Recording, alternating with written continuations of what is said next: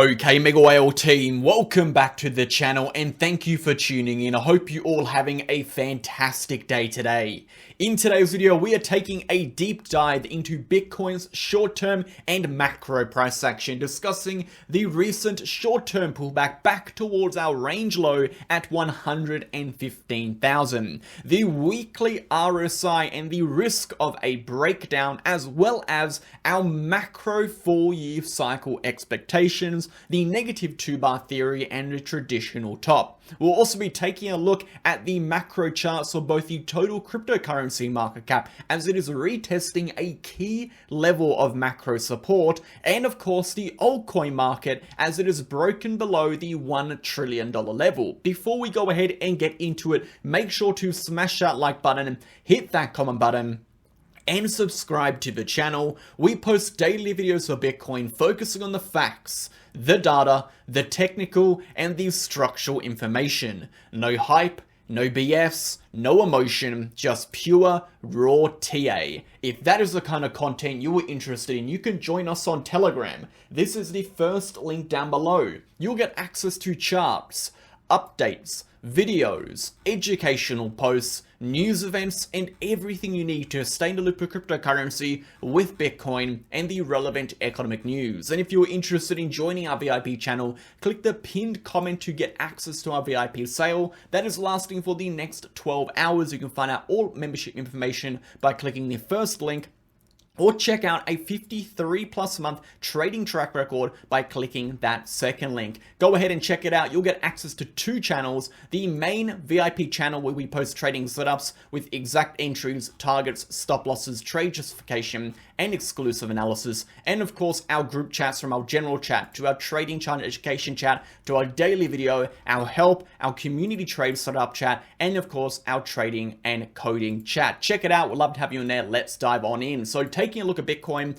we have seen a correction over the past 24 hours, moving into the start of the new month. Of course, moving into August, we do run the risk of completing the negative 2-bar theory. And of course, this is just a theory, and we'll be discussing this in today's video. But what the theory does suggest, it does suggest taking the top dates from prior cycles, tops to tops. We have seen a reduction by 2 bars in the prior 2 cycles, hence the negative 2-bar theory would suggest a 26-bar cycle, meaning the first week of August we could see corrections. Now, as I mentioned in yesterday's video, I do not like the box people put themselves in regards to projecting macro tops, and I don't like the idea that the 4-year cycle will indefinitely continue forever. And therefore, these dates, whether it be the 6th of October as per the traditional top, or the first week of August as per the 4-year cycle negative 2-bar theory top, should just be speculative dates where we pay attention to how the price action is acting, not definitive written in stone top dates. For all we know, the 4-year cycle could break, and if we do see the 4-year cycle play out as what we have seen historically, we will likely only know after the fact. It is not actionable information that we can make definitive decisions on. We have to be reviewing the short-term and macro reactions of the price action, which we'll discuss in the video today. So let's start on, of course, the market data. Real quickly, corrections across the board for Bitcoin into our short-term support here at 115,000. As a result of us coming back into this level of support, we have seen the total cryptocurrency market cap come back down to retest our major point of support, which is the prior weekly high at 3.73 trillion. We have seen the altcoin market continue toward the downside, breaking through 1 trillion, pushing towards the baseline. And we have seen, of course, the weekly chart, and this is the big warning sign here, the negative momentum shift begin to develop. Of course, it is not confirmed. It will only confirm in 3 days, but we are seeing the breakdown, which is a major warning sign. Let's start on the market data, 24-hour volume and liquidations, jumping right into it with a volume down 5% at 289 billion, liquidations down 17% at 352 million. Still very high, guys. 352 million is still relatively high over here.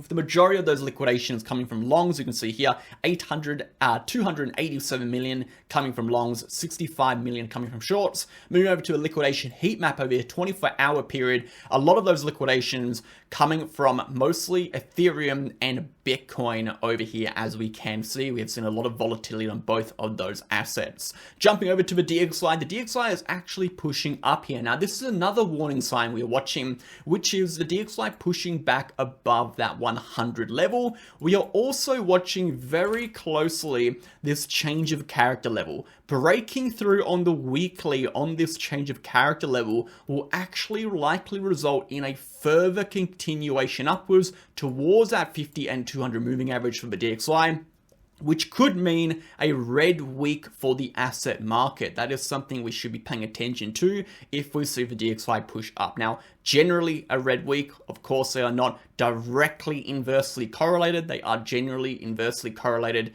on the higher time frame. So we do have to take that again with a grain of salt, but it is going to be nevertheless a bad sign if we do see the DXY push past the change of character over here. Of course, a lot of this rally did come as a consequence of Jerome Powell stating with a degree of certainty that there will be no interest rate reductions in September. And of course, that is not going to be the easiest bit of information for the market to digest, considering the market was readily anticipating very soon interest rate reductions. Moving over to the S&P 500, a bit of a pullback here for the S&P 500, not quite pushing the 6,500, but pushing very aggressively upwards since that weekly breakout of around 5% up in the last few weeks. A fantastic move for the S&P. Of course, if we do break below this level of support, this would be a very bad sign and will likely result in further corrections back towards that 50 EMA, likely back to the break of structure, which is sitting around 6,100. Again, a potential red week for the market if we do see further continuations down. We are at a level of support over here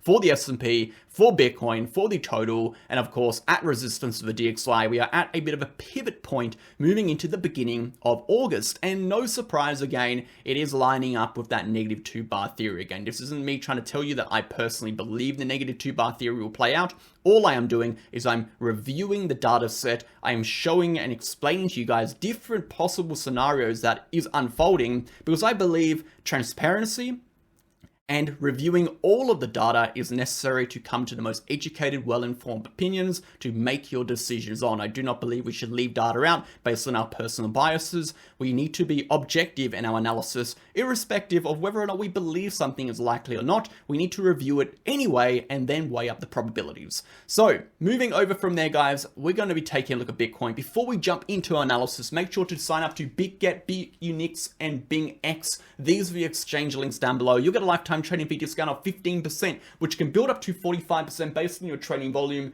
You'll support me making the content, and of course, you'll support yourself in your trading journey. Check it out. We'll play the ads, and we'll jump right back into it. If you are looking for a new exchange or just want to support the channel, sign up to BitUnix with the link down below. You'll get a lifetime trading fee discount of 15%, which can build up to 45% based on your trading volume, as well as access to a bonus reward center, and of course, all of the exclusive campaigns we run on this exchange. You'll also get access to BitUnix being a non-KYC exchange, meaning you can sign up from anywhere in the globe without regulations. And most importantly, I only promote exchanges I trust and I use. As you can see, I trade on BitUnix very regularly, being the highest VIP level with over $500 million in trading volume for the last 30 days. And lastly, if you were interested in signing up to our other two exchanges, BingX or BitGet, you can also do that via the links down below. You as well will get the 15% trading fee discount and everything else that comes with it. Go ahead and sign up. Thank you for supporting. Let's jump back in to it. Okay, legends, let's go ahead and jump in. Now, as we mentioned, there are some warning signs presenting themselves on the chart, moving into the monthly and moving into the upcoming weekly close. And even though these warning signs are of massive, massive significance, we have to understand that these are still currently just warning signs. And it doesn't necessarily mean we are going to see these corrections play out. But what it does mean that these are potential, and we need to be aware of the risk factors of these corrections and exactly what it would take for these to play out. So we have a lot to discuss today. Let's start on the total cryptocurrency market cap and altcoin market, as these are going to be the easiest charts to discuss. Then we'll jump into Bitcoin, because there is just a lot going on with Bitcoin. So very simple. Let's start on the altcoin market. The altcoin market has been suffering a little bit. And if we take a look at Bitcoin dominance here, we can see Bitcoin dominance saw a significant correction, and that was as a consequence of the total altcoin market breaking through that $940 billion level, right? We saw the breakout in the $940 billion level, which was basically around about a 6 to 7 month long resistance, right? We saw that resistance break and we saw a significant rotation into altcoins, with Bitcoin dominance plummeting the largest singular weekly red candle in over 2 years, right back to the 50 EMA. Since then, we have seen a little bit of turbulence over here for the altcoin market, with Bitcoin dominance slightly pushing upwards in combination with the total altcoin market cap pushing downwards.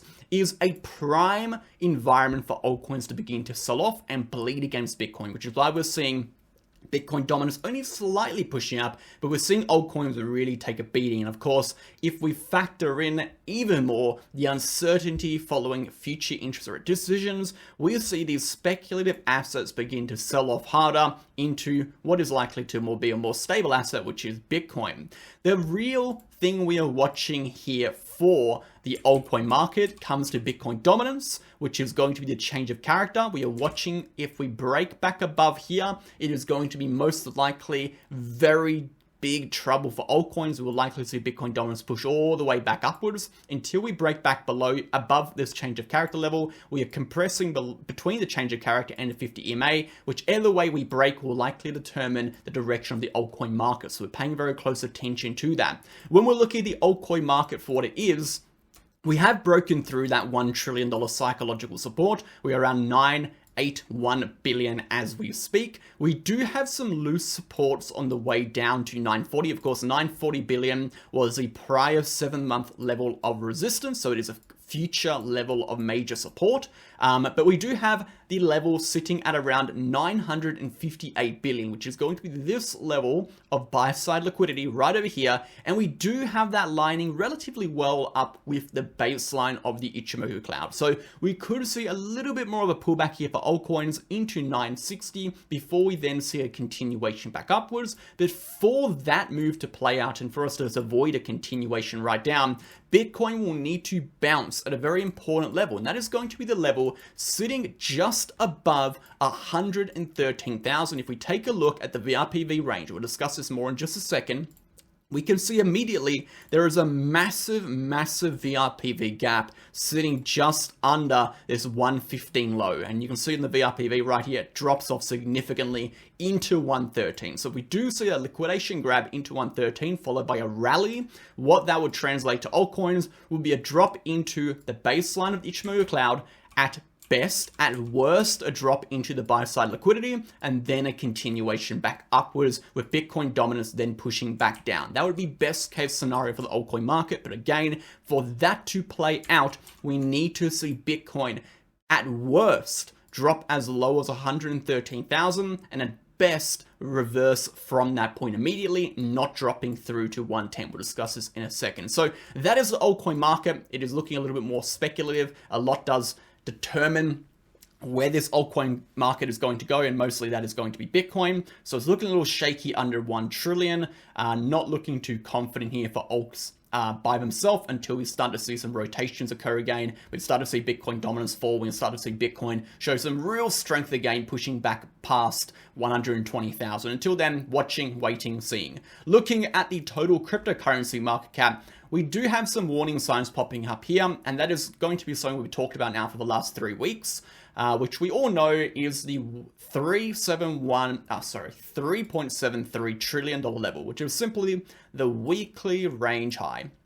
Now, the weekly range high is a very important level. We take a look at Bitcoin, right, and we go to the weekly chart. We saw similar reactions at the weekly range high. We saw, of course, the weekly range high here, and we broke through, holding very steadily above that level, which was a fantastic rally for Bitcoin. But if we look into altcoin market or the total cryptocurrency market cap here, we are seeing the breakout, but we're seeing a bit of a retest of this level here. Now, that necessarily isn't too much of a bad thing. A support resistance flip is never really a bad sign if it sustains, right? If it sustains, it shows that the sellers tried to push the price down, the buyers stepped in, absorbed the selling pressure, and it showed enough demand to reverse the price. This would be a very good sign, but again, it would only be a good sign if the $373 trillion level is able to sustain as support. If we see Bitcoin drop down, which we'll discuss in a second, and lose the support, it is almost guaranteed that the total cryptocurrency market cap will be unable to hold above this weekly range high, and we will very likely see a close below. Closing below the $373 trillion level will result in the altcoin market correcting, and the target for the total cryptocurrency market cap will be the break of structure at around 3.5 trillion. This will be the target. In terms of percentage correction, that would be around about a 6% pullback for the total cryptocurrency market cap. Now, as we see that move actually play out, we then run the risk of something else happening, which is the RSI breaking through the weekly uptrend taken from these recent lows, which could exacerbate that downtrend into 3 trillion. Now, this would be worst case scenario, but both of these moves are actually plausible. They are valid. They are a reality if we do not sustain above 3.73 trillion. So weekly close in 3 days is going to be very, very important. And of course, determining how this moves will be all as a consequence of what Bitcoin does. So let's jump into Bitcoin now. Bitcoin is really, really delicate right now. As you can see on the 4-hour chart, we'll come back to the weekly in a second. The 4-hour chart has been struggling for quite some time. We are holding in this horizontal consolidation, which is a neutral pattern. It is neither bearish or bullish, it is just neutral. But over the last few weeks, what we've had these highs, and we've been printing very, very slightly lower highs over the course of the last few weeks. So we do have this general downtrend. Up until yesterday, what we saw in the daily chart was a degree of absorption. Now, it wasn't a much absorption, but it was absorption nevertheless, with, of course, these higher lows printing here on Bitcoin and lower lows printing on the RSI. So we had a degree of absorption. But what we have just done with this current daily candle is we have closed below that prior higher low, confirming that the sellers are in control of this trend moving into support. That is never a good sign. It increases the potential that this support we are currently challenging will not sustain, and we will likely see a correction.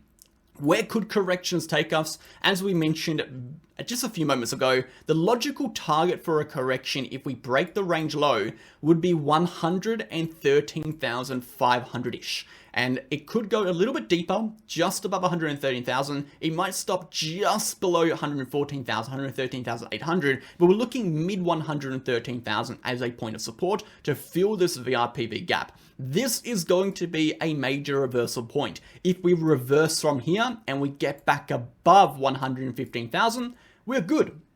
The market's safe, and we will very likely see continuations up. But if we do not hold this area, the measured move target, which is the depth of the horizontal consolidation, applied to the breakdown point, takes us exactly to $110,000. And if we zoom out ever so slightly to the 4-hour, we can see 110,000 was a prior level of major resistance, and it's likely to become a future area of major support. So that takes us to the weekly chart now. When we're looking at the weekly chart, we can see we have just nicked ourselves below this weekly uptrend on the RSI. This is not a good sign, guys. 3 days time, negative momentum shift loading. Negative momentum shift, the last time we had a momentum shift was the positive momentum shift over here. The positive momentum shift, as you can see, originated this uptrend.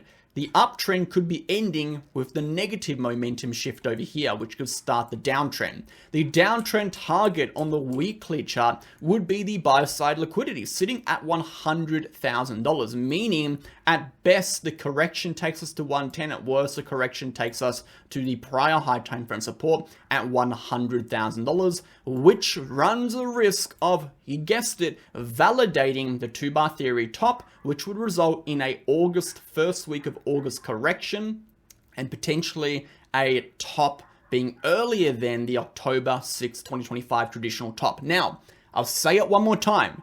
Do not put yourself in a box in terms of thinking when it comes to the 4-year cycle. Cycle theories and cycle trading is not predictive. It is not predictive. It is solely diagnostic, meaning it is used to describe similarities in price action over different timeframes. It is a way we as humans use to try explain to some degree of the unexplainable and unpredictable. That is what we do as humans. We like to try find patterns. It is by no means predictive when we're looking at the future of price action. It can be predictive on a speculative manner, and therefore we need to take it with a degree of, take it with a grain of salt.